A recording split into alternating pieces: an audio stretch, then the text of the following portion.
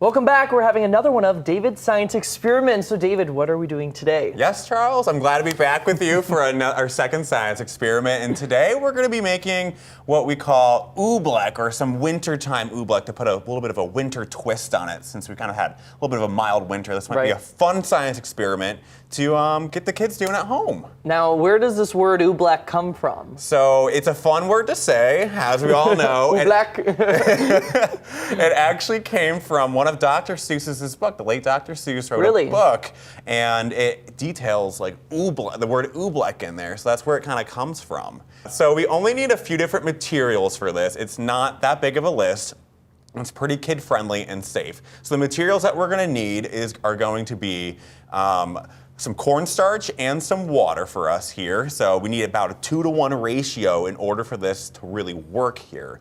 So we already measured out 2 cups of our cornstarch here and put it in this mixing bowl. We also have 1 cup of water already measured out. And the thing you could add would be maybe some food coloring to this to make it a little bit more wintry fun. You could also have some glitter here. I bought some glitter packs. So we have that to make it a little bit more festive, like the ice crystals and snow. Yes. And some snowflake sequins I got from Joann Fabric. So awesome. We'll add a little bit of our That's plenty. Of our food coloring to our water. So I'm gonna give it a little bit of a stir. Throw a little bit of these sparkles. Yeah, throw a little bit of the sparkles in there. Oh, I think that's good. Yeah. Those are gonna be everywhere. Add a little bit more later. So the trick to this, after you measured everything out, is to pour the water in slowly, because you're gonna want a consistency. You're gonna want to stir that's it. gonna be liquidy and thick. So I'll pour a little bit of water in here at a time.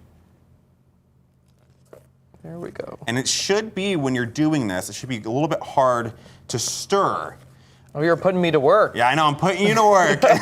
Give me the hard duty. In the name of science. In the name of science. I do have one here that I made prior to us here. So if you want to kind of take that out and show our viewers. It looks like it's runny, but then you're touching it and it's not. Like, it's not all liquidy. It looks like it is. And then you touch it and it's like solidified. Yeah, if you want to pick it up a little bit, and then you want to let it run through your fingers. I don't know if it'll, oh. Yeah, I see. So it's getting oobleck. Yeah, it's getting very ooblecky. But it's not like runny, like it doesn't feel like it's liquidy or runny, but it's got that consistency to it. Oh, that's interesting. It's weird, like it breaks out into parts, like solid pieces, and then it just starts becoming runny. So what creates this kind of consistency? So what kind of inconsistency? I guess.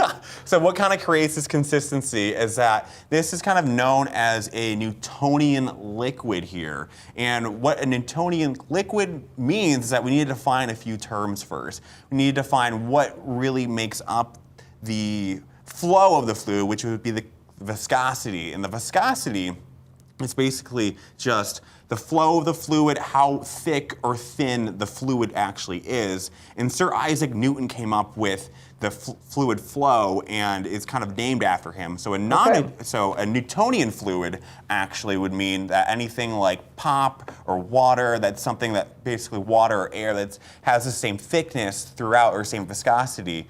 So we also have a non-Newtonian fluid, which is our oobleck here.